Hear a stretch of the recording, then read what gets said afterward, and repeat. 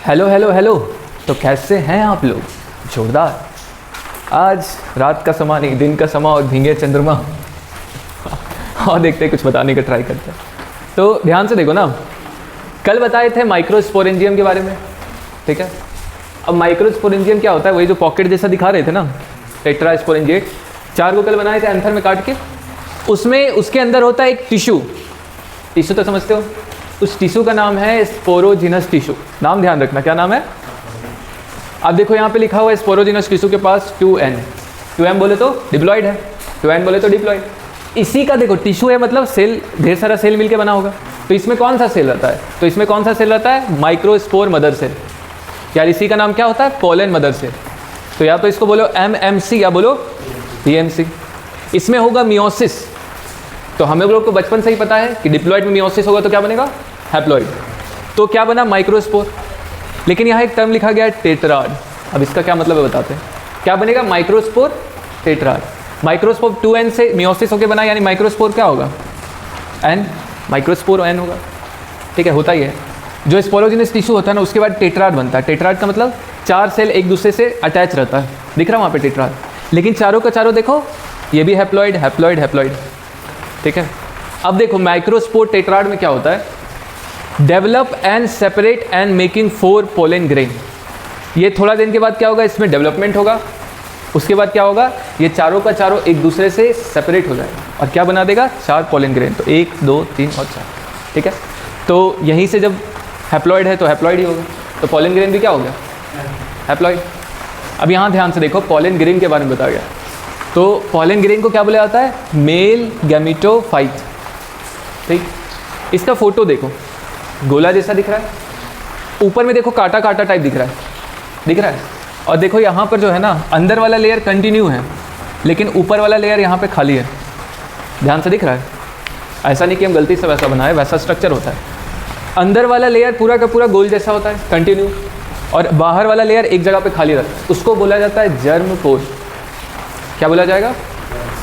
तो देखो, pollen grain के अंदर 2 लेयर होता है। आउटर को बोलते हैं एक्साइन, जो कांटा कांटा जैसा दिख रहा है ना, इसको क्या बोलते हैं? और अंदर वाले को इंटाइन, ठीक। अब एक्साइन जो होता है वो किससे बना रहता है? स्पोरोपोलेलिन।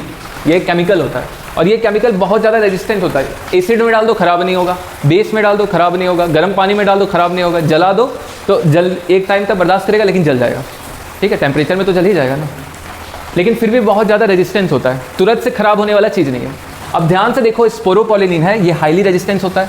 अब देखो जहाँ पे जर्म पोर है, इसको क्या बोले थे? जर्म पोर। तो जहाँ पे जर्म पोर होता है ना, वहाँ पे स्पोरोपोलेनिन नहीं होता है। स्पोरोपोलेनिन नहीं होता यानी बाहर वाला लेयर नहीं होता है, लेकिन अंदर वाला लेयर होगा, सिर्फ बाहर वाला खाली रहेगा। अब दूसरा जो लेयर है उसको क्या बोलते हैं? इंटाइन। तो इंटाइन जो जिस केमिकल से बना रहता है वो होता है सेलुलोज और पैक्टिन, और एक्साइन किससे? स्पोरोपोलेनिन। समझ में आया? जो इंटाइन होता है वो थीन और कॉन्टिन्यूअस होता है। थीन का मतलब थोड़ा पतला होगा, और कॉन्टिन्यूअस मतलब पूरा लेयर में होगा। एक्साइन की तरह स्पोर मतलब जहाँ पे जर्म पोर है वहाँ खाली नहीं होगा, ये पूरा होगा। क्लियर? अब देखो लिखा हुआ है पोलन ग्रेन इज सर्कुलर। देखो सर्कुलर जैसा दिख रहा है, जिसका डायमीटर कितना होता है? 25 से 50 माइक्रोमीटर। क्लियर? अब ध्यान से देखते हैं, अगर ये देखो इमेच्योर है और ये मैच्योर हो गया, तो ध्यान से देखो, इमेच्योर में 1 न्यूक्लियस है, मैच्योर में 2 न्यूक्लियस है, और बीच में ऐसा कुछ डिवीजन जैसा दिख रहा है। अभी नहीं समझ में आएगा, चलो देखते हैं। ये ध्यान से देखो, ये जो बड़ा वाला सेल दिख रहा है ना ऐसे करके, ये थोड़ा और बड़ा होता है, ठीक है। तो ये जो बड़ा वाला सेल है इसको बोला जाता है वेजिटेटिव सेल, और ये छोटा वाला जो होता है इसको बोला जाता है जेनरेटिव सेल। तो मैच्योर पोलन ग्रेन के अंदर 2 सेल होता है, कौन? वेजिटेटिव और जनरेटिव। ये किसका बारे में बात हो रहा है? मैच्योर का 2 होता है, वेजिटेटिव और जनरेटिव। वेजिटेटिव कैसा होता है? बड़ा, और ये कैसा होता है? छोटा, ठीक है। ये लार्ज एंड इरेगुलर न्यूक्लियस, मतलब इसका न्यूक्लियस का कोई शेप नहीं होता है, इरेगुलर से होता है और बड़ा होता है। और ये कैसा होता है? स्पिंडल से। स्पिंडल मतलब समझते हो? इसको ऐसे बना दो, स्पिंडल का मतलब होता है फीता की तरह, फीता जो होता है ना। तो जो जनरेटिव सेल होता है उसका न्यूक्लियस कैसा होगा? स्पिंडल यानी कि फीता की तरह होगा। बात समझ में आया? ठीक है। इसका साइटोप्लाज्म डेंस होता है, किसका? जनरेटिव का, और ये सिंगल न्यूक्लियस होता है एक। अब ध्यान से एक बात सुनो, अगर पानी है, ठीक है, और बर्फ है, तो बर्फ का डेंसिटी ज़्यादा होता है कि पानी का? पानी का ही डेंसिटी ज़्यादा होता है, इसलिए उसके ऊपर तैरता है। अब यहाँ पे ध्यान से देखो, क्योंकि अब छोड़ो उसका नहीं सोचो, इतना समझ लो, जैसे वो बड़ा वाला सेल है ना, तो बड़ा वाला सेल समझ लो एक कटोरी है, उसके अंदर जो साइटोप्लाज्म है कटोरी सेल है साइटोप्लाज्म, उसके अंदर एक छोटा सेल डाल दिया कौन, जनरेटिव सेल, जो उसके साइटोप्लाज्म में इधर से उधर तैरता रहेगा, स्विंग करता रहेगा। बात समझ में आ रहा है? उसके अंदर ना ऐसे स्विंग करेगा, ट्विंग ट्विंग, ठीक है। और इसके बारे में क्या हुआ, फूड रिजर्व। बड़ा सेल का काम जो वेजिटेटिव सेल है वो क्या काम करता है, खाना जमा करता है। खाना जमा करके रखता है किसके लिए, छोटे वाले सेल के लिए। क्लियर? पॉज करके नोट कीजिए। बस एक बात और यहाँ पे जान लीजिए कि जो जनरेटिव सेल होता है वेजिटेटिव सेल के साइटोप्लाज्म में तैरता रहता है। तो यहाँ पे लिख लिया अगला point, floats in cytoplasm of vegetative cell, ठीक है। तो 1 2 3 4, तो 1 2 3 4, ठीक है। पॉज करके नोट कीजिए, अगला स्लाइड में मिलते हैं। तो आगे बढ़ते हैं। देखो अब जैसे मेल गैमेट नियम तो ये है ना कि मेल गैमेट उड़ के जाएगा फीमेल के पास, तो उड़ के जो जाता है उसको कहा जाता है शेडिंग। तुम लोग को बताए थे जब फीमेल रिप्रोडक्टिव ऑर्गन पढ़ा रहे थे तो उसमें बताए थे ना, उसमें ये बताए थे कि इंडोमेट्रियम शेड करता है मेंस्ट्रुअल साइकिल। शेड का मतलब क्या होता है, उससे टूट के साइड हो जाना। तो देखो पॉलन ग्रेन भी शेड करेगा। मान लो मैच्योर तैयार हो गया मेल, अब उछलने लगा कि हमको जाना है स्टिग्मा स्टाइल ओवरी, ठीक है, ओव्यूल के पास। अब देखो या तो वो 2 सेल स्टेज में उड़ के जाएगा या तो वो 3 सेल स्टेज में उड़ के जाएगा। किसमें, या तो 2 सेल या तो 3 सेल। अब देखो हम लोग पढ़ क्या रहे हैं, sexual reproduction in flowering plant, और इंट्रोडक्शन में बताए थे फ्लावरिंग प्लांट बोले तो एंजियोस्पर्म के बारे में बोल रहे हैं। तो अगर 2 सेल में जनरली वो 2 सेल में उड़ के जाता है, तो 2 सेल में कितना परसेंट आता है, 60, तो 40% किस में आ जाएगा, 30%। अब जैसे 2 सेल कौन था, तो मैच्योर में तो दिखा दिए थे वहाँ पे 2 सेल कौन है, एक वेजिटेटिव एक जनरेटिव। अब बोले 3 सेल में अभी कौन आ गया, तो 3 सेल में सुनो कौन होगा, एक तो वेजिटेटिव है और जो जनरेटिव सेल है ना वो कर लेता है माइटोसिस। क्या कर लेगा, तो वहाँ से 2 जनरेटिव सेल बना लेगा, जनरेटिव सेल 1 जनरेटिव सेल, तो कितना हो गया, इधर से 2 हो गया और एक वेजिटेटिव, तो 3 हो गया। तो अब समझ में आया 3 क्यों बोले 2 क्यों बोले, हाँ तो वही यहाँ पे लिखा हुआ है। अब आगे चलते हैं। देखो पॉलन ग्रेन वाइबिलिटी, सुनो अब ऐसा थोड़ी है कि मान लो आज पॉलन ग्रेन उड़ा है और 30 साल बाद जाके फर्टिलाइजेशन करेगा, ऐसा थोड़ी होता है। स्पर्म में भी जब निकलता है तो 3 दिन मुश्किल से, 2.5 से 3 दिन, 2 से 3 दिन लेके चलो। तो वाइबिलिटी का मतलब होता है कि निकलने के बाद, उससे टूटने के बाद कितना देर तक वो फर्टिलाइजेशन कर पाएगा, वाइबिलिटी कितना उसका, ठीक है। वही उसको क्या लिखा हुआ है देखो यहाँ पे कि डिटैचमेंट के बाद कितना टाइम तक वो फर्टिलाइजेशन कर सकता है, तो उसी को क्या बोला जाता है, पॉलन ग्रेन वाइबिलिटी। तो देखो जैसे पैडी मतलब चावल, पैडी जो अभी राइस निकलता है, अभी रोपान हो रहा है ना धान का, तो उसमें से पॉलन ग्रेन जब उड़ता है ना तो देखो एकदम पास रोपा जाता है, उतना पास पपीता रोपो नहीं, ऐसे हाथ पपीता रोप दो 4-5 नहीं ना होगा, दूर रोपा जाता है। तो पैडी में क्या होता है, तुरंत उड़ के बगल में ही आना चाहिए, क्योंकि उसका वाइबिलिटी कितना होता है 30 मिनट, 30 मिनट के बाद वो खत्म हो जाएगा। मतलब 30 मिनट के अंदर वो पॉलन ग्रेन निकला तो अगला 30 मिनट के अंदर उसको फर्टिलाइजेशन करना जरूरी है, वरना वो खराब हो जाएगा। तो गेहूं में और चावल में कब होता है, 30 मिनट, देख रहा है, गेहूं भी आसपास रोपा जाता है। अब किसी में महीना में होता है, जैसे गुलाब का पौधा, देखो यहाँ लिखा हुआ है रोज प्लम पीच, ये रोजेसी फैमिली पढ़े हो गया मॉर्फोलॉजी में। तो 3 फैमिली याद रखना, कौन कौन, रोजेसी, लेगुमिनसेई और सोलेनेसी। आलू बैगन इसी में आ जाता है, बैगन तो आलू बैगन वाला वो हो गया, समझ में आया। अब लेगुमिनसेई मतलब कौन हो गया, वो सरसों, ये सब उसमें आ जाता है। दाल उल वाला सारा इसी में आता है, सरसों नहीं, दाल उल वाला सब इसी में है। लेगुमिनस मतलब होता है ना वही, और इसमें आ जाएगा गुलाब का पौधा। तो ये पार्ट क्लियर हुआ। चलो अब आगे चलते हैं। अब देखो पॉलन ग्रेन क्या होता है ना, पॉलन ग्रेन कभी तुम लोग देखो होगे कहीं, मतलब कोई सरसों के खेत में गया एकदम से छींकने लगा, ठीक है, सरसों के खेत में छींकने लगता है, क्यों, क्योंकि पॉलन ग्रेन ऐसा हवा में उड़ता रहता है, नाक में चला जाता है, तो नाक में चला जाता है, एकदम से छींक आएगा। अब छींक तो आना ठीक है, चलो छींक आ गया, नाक में चला गया। कई को क्या होगा, आँख लाल हो जाएगा, फूल जाएगा आँख, ठीक है, धीरे किसी को टच हुआ तो ऐसे इरिटेशन सा हो जाएगा, समझ लो, इरिटेशन भी हो जाएगा। तो कई लोगों को ना पॉलन ग्रेन से एलर्जी होता है, ठीक है। तो वही लिखा हुआ है पॉलन ग्रेन, कोई स्पीसीज का क्या होता है, एलर्जी होता है। हो सकता है उसका ब्रोंकियल, यहाँ ब्रोंकियल्स होता है, ट्रेकिया के नीचे ब्रोंकियल्स, हाँ, तो वो फूल जाता है, ठीक है। तो एलर्जी रिएक्शन तो बताए थे डिटेल में ह्यूमन हेल्थ में। तो पॉलन ग्रेन क्या कर सकता है, एलर्जी कर सकता है, यानी ब्रोंकियल फूल जाएगा, आँख फूल जाएगा, ये सब, ठीक है। अब देखो पॉलन ग्रेन, क्योंकि देखो सुनो, पॉलन ग्रेन, ठीक है, तो पॉलन ग्रेन क्या करेगा फर्टिलाइजेशन, तो एक एनर्जी वाला चीज़ होता है। पौधा जो होता है ना, काफ़ी सारा चीज़ उसमें इकट्ठा करके रखता है, तो वो एज ए फूड सप्लीमेंट कई ज़्यादा देश में इस्तेमाल किया जाता है। देखो फॉरेनर लोग यानी वेस्टर्न कंट्रीज में कैसे पॉलन ग्रेन को खाया जाता है, किस रूप में, टैबलेट के रूप में या फिर सिरप के रूप में, या तो पी लेगा या तो खा लेगा। बोले थे एज ए फूड सप्लीमेंट इस्तेमाल कर सकते हैं। सप्लीमेंट का मतलब क्या होता है, एक्स्ट्रा में क्या, एनर्जी के लिए। पानी गिर गया जी, चलो आगे चलते हैं। ये बात समझ में आया, टैबलेट या सिरप के रूप में खाया जाता है, ठीक। अब सुनो, वो पार्थेनियम के बारे में भी बता देते हैं, कैरेट ग्रास एक घास होता है, कभी कभी मैदान में जहाँ क्रिकेट खेलने जाते हैं उसके साइड में उगा रहता है, एकदम काटा रहेगा, हरा कलर का, पीला कलर का फूल रहेगा, उसमें स्मेल बड़ा गंदा करता है, ठीक है। उसको पूछ देता है बैट से, जल्दी मर जाए, अब कम दिखता है। तो हुआ ये था कि भारत में ना कहीं से एक नया गेहूं का वैरायटी आ रहा था, इम्पोर्टेड भी, मतलब इम्पोर्टेंट का मतलब क्या होता है, कहीं से लाना। तो गेहूं का कहीं से वैरायटी भारत में लाया जा रहा था, ठीक। अब गलती से क्या हुआ, उसका वाला जो शीड है ना वो साथ के साथ आ गया। लाना था गेहूं, लेकिन गलती से कौन आ गया, पार्थेनियम या कैरेट ग्रास। अब गेहूं का जब खेती किया गया तो उसका सीड भी उसी के साथ चला गया।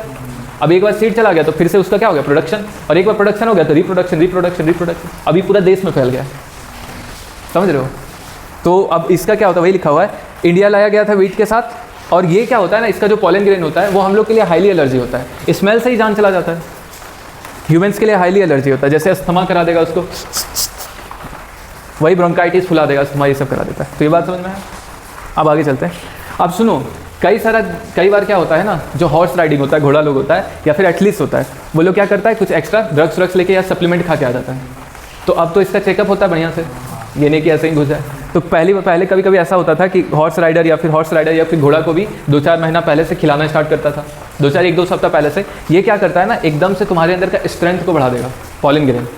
तो वही लिखा हुआ, पॉलन ग्रेन कौन खा सकता है, मतलब कौन खाया करता था, कौन, एथलीट्स या फिर रेस हॉर्स, जो घोड़ा दौड़ने वाला है उसको, ताकि अच्छा से दौड़ जाए। और उस पर तो बेटिंग बहुत लगता है ना, लाखों करोड़ों का। हाँ, अब आगे चलते हैं। अब सुनो, पॉलन ग्रेन सुनो, कई सारा स्पेसीज, मान लो, ठीक है, मैंगो दुनिया का सबसे अच्छा आम भारत में होता है, दुनिया का सबसे बेहतरीन आम भारत में होता है, और जो A1 क्वालिटी का आम होता है ना, उसको बाहर में एक्सपोर्ट कर दिया जाता है। लेकिन कोई देश चाहा कि भारत जैसा आम बनाए। अब भारत जैसा आम बनाएगा तो क्या भारत का ज़मीन को उठा के ले जा नहीं सकता है, तो यहाँ से क्या ले जाएगा, सीड ले जाएगा। अब सीड ले जाने में प्रॉब्लम होगा तो क्या ले जाएगा, पॉलन ग्रेन यहाँ से ले जाएगा। तो पॉलन ग्रेन को ले जाएगा तो उसको स्टोर भी करना होगा। अभी तो लिखा कि कई में 30 मिनट में ख़राब हो जाता है, लेकिन हम चाहते नहीं आगे भी रहे, तो उसके लिए क्या, उसको स्टोर किया जाता है। स्टोर करने के लिए क्या इस्तेमाल करते हैं, लिक्विड नाइट्रोजन। सोचो ये -196 डिग्री सेल्सियस है, 0 डिग्री पे बर्फ जम जाता है, सोच रहे हो, 0 डिग्री पे बर्फ जमता है ना, फ्रिज में देखते हो ऊपर से गर्मी दिन में। हाँ, और ये कितना है, 0 से भी कितना पीछे, तो सोच लो कितना ठंडा होगा। उसमें क्या करते हैं, ये पता है, लिक्विड के फॉर्म में नहीं होता है, मतलब क्या बोलते हैं, मतलब लिक्विड फॉर्म में ही होता है ऑब्वियसली। नाइट्रोजन देखो, नाइट्रोजन क्या होता है, गैस। अब गैस को लिक्विड बना रहे, सोच रहे हो कितना डिफिकल्ट है। कभी सर्च मार के देखना यूट्यूब में लिक्विड नाइट्रोजन के बारे में।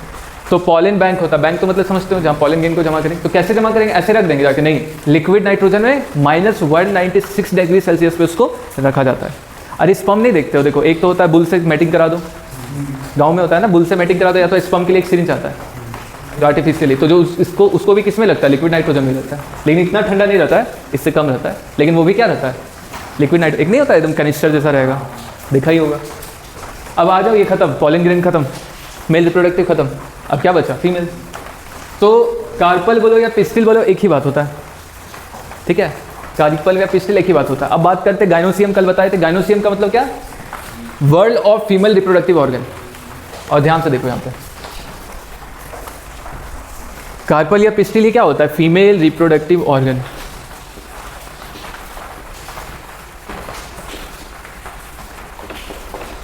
ठीक, गाइनोसियम का मतलब समझ में आया, क्या होता है, वर्ल्ड का मतलब ऐसा गुच्छा सा होता है, फीमेल रिप्रोडक्टिव ऑर्गन यानी कि कार्पल का गुच्छा, ठीक है। अगर एक कार्पल हुआ तो उसको बोलेंगे मोनोकार्पलरी, अगर एक से ज़्यादा हुआ तो क्या बोलेंगे, मल्टी कार्पलरी।